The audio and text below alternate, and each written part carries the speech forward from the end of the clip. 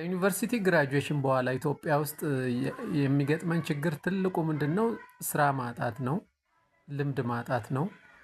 ያገኘነውም ስራ ደግሞ ሎ ሰለሪ ክፍያው በጣም አናሳ መሆንና አንዳንድ ተማሪዎች ደግሞ ምንም አይነት እድል አለማግኘት አንዳንድ ፊልዶች ላይ ምንም አይነት ቫካንሲ ማይወጣባቸው ፊልዶች አሉና ይሄ በጣም ትልቁ ቻሌንጅ ነው።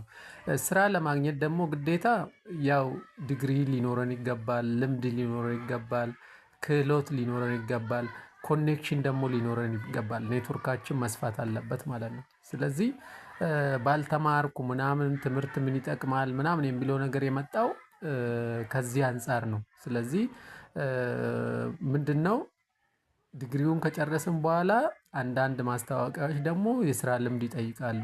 አሁን የተመረቀ ሰው የስራ ልምድ ከየት ነው የሚያገኘው? ያ ቢገስት ቻሌንጅ ነው እና ልምድ ያለው ምናምን ብሎ የምንቀጥር ከሆነ አዲስ የሚቀጠሩት ደግሞ ልምድ ከየት ያመጣሉ ካልሰሩ ማለት ነው። እና ይህ ፖሊሲ መስተካከል አለበት። ብዙ ወጣቶችን ቻሌንጅ እያደረገ ያለ ነው። ስለዚህ እኔ ለተማሪዎች የምመክራቸው ምንድነው? ከኤሌመንተሪ ጀምሮ እስከ ዩኒቨርሲቲ ያሉትን የምመክራቸው ከትምህርታቸው ጎን ለጎን የሆነ ክህሎትን መማር የሆነ ስኪልን መማር በጣም ይጠቅማል። አሁን ኤአይ የሚያግዛል እንትን የሚያደርጋል። ለምን ፋይናንሻል ሰፖርት ያስፈልገናል። የሆነ ስራ ራሱ ለመጀመር ምንድን ያለ መነሻ ካፒታል ያስፈልገናል አይደል? ያን ደግሞ ፓራላሊ የሆነ ስኪል መማር አለብን። ዌብ ዴቨሎፕመንት ሊሆን ይችላል፣ ሎጎ ዲዛይን ሊሆን ይችላል፣ ዳታ አናሊሲስ ሊሆን ይችላል።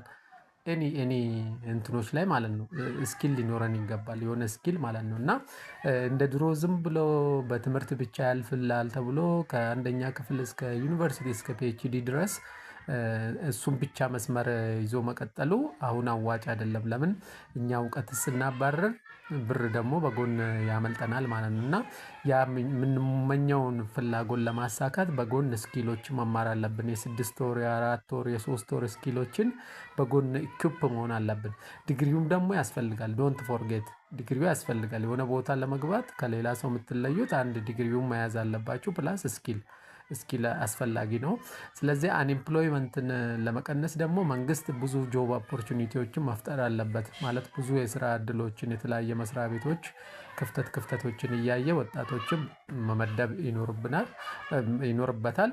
ፕራይቬት ሴክተሮችን መስፋፋት አለባቸው። ሲቀጥሩ በዝምድና በምናምን ሳይሆን በእንትኖች መኖር አለባቸው። ስለዚህ ኢንተርፕሪነርሺፕ ላይ ማተኮር ስራ ፈጠራ ላይ ምናምን ብናተኩር ደግሞ የተሻለ ይሆናል። ስለዚህ ያለ ቮኬሽናሎችን ትሬኒንጎችን መውሰድ ያስፈልጋል። አመሰግናለሁ።